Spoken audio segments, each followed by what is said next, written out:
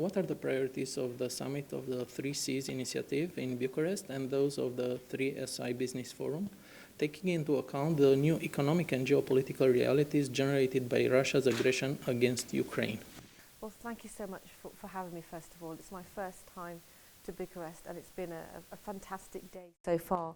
The initiative is to basically make sure that we're working together even stronger, which is what President Iohannis has said is the core principle of the 3Cs initiative. And in particular, looking at certain areas of growth, technology and digital being one in particular.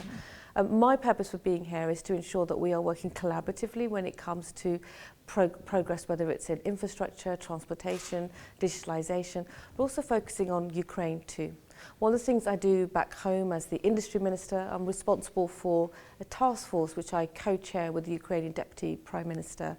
And it's about the critical infrastructure reconstruction, a lot of words there I'm afraid, of Ukraine. And it's about how we provide the expertise, the knowledge and also the hands-on support in building back critical infrastructure in Ukraine. We know that transportation is important. We know how important logistics are too. Putin's awful illegal invasion of Ukraine has put a lot of pressure on the countries surrounding Ukraine, but also globally when it comes to energy and food security. So we've been talking around issues on that as well. The exciting thing about the opening of the 3Cs initiative yesterday was the adoption of the new member states, Greece, Moldova and Ukraine as well. It was remarkable to see so many heads of state here in Bucharest all talking about a similar vision, how we can generate more growth in the region and provide support for Ukraine as well. Romania has also a huge potential in the defense industry. How do you consider that this potential should be realized, considering that now more than ever there is a need to strengthen regional and European resilience? What projects could be developed in this area? Well, we already have a strong relationship with Romania, and I believe just recently, possibly even this week, we've had a couple of hundred other UK soldiers arrive, and we do a number of exercises here and work and provide advice and guidance and support to Romania as they see fit.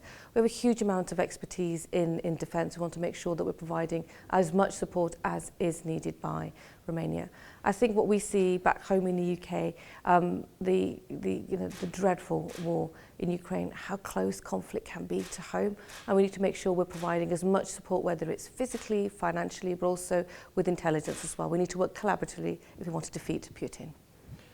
Romania still encounters difficulties in the field of transport, especially in terms of the road and railway network. In your opinion, what should be done to develop these networks? I met up with the Transport Minister yesterday, and the meeting involved the aviation, I believe, maritime, rail and road ministers as well. A huge amount of progress has taken place in this space already.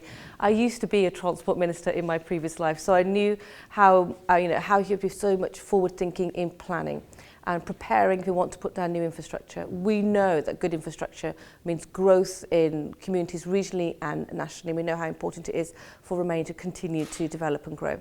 I'm here with around 20 businesses from the UK who have a huge amount of experience in construction and transport. We want to see if we can provide any more guidance, support and advice as Romania sees fit. Especially looking at issues around ports, looking at rail and road and aviation as well. I think we have the same challenges. Many people want to come into Bucharest. You want to see how you can expand, but expand in a way that befits the local communities and limits its impact on the environment as well. A huge amount of scope in Romania. And I can see the appetite here to see further development take place as well. So we're really pleased to see if we can share some more expertise. What are the challenges in the field of cybersecurity at the European and regional level? So cybersecurity, it's such an emerging topic. If I can share what we're doing back home in the UK. Previously you would have dealt with defence in a much more physical sense, but now we realise so much more is taking place in the cyberspace, whether it's dealing with cyber attacks on institutions that are critical to our economy, financial institutions I'm thinking about, or health institutions, and you can look at the aggressors, whether they potentially could be Russia or in the Southeast Asia. So much more work has to take place. But there's also here an opportunity to try and manage what we think, how we manage cybersecurity, how we manage AI. What are the parameters? What are the standards that we're going to set? So this technology doesn't get ahead of us. We can make sure the technology works for us to protect what we think is important to us as well. And also again, the issues around morality right there as well. How do we and how when do we deploy AI to?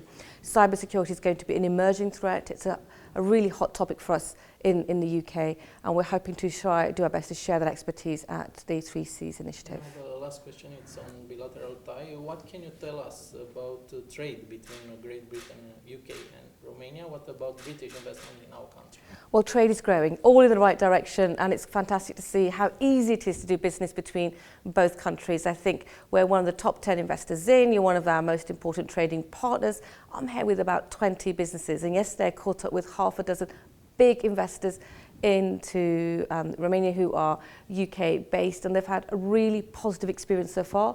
I'm really keen to see much more investment into Romania. I want to see our trade relationship grow even further and faster, and that's why I'm here.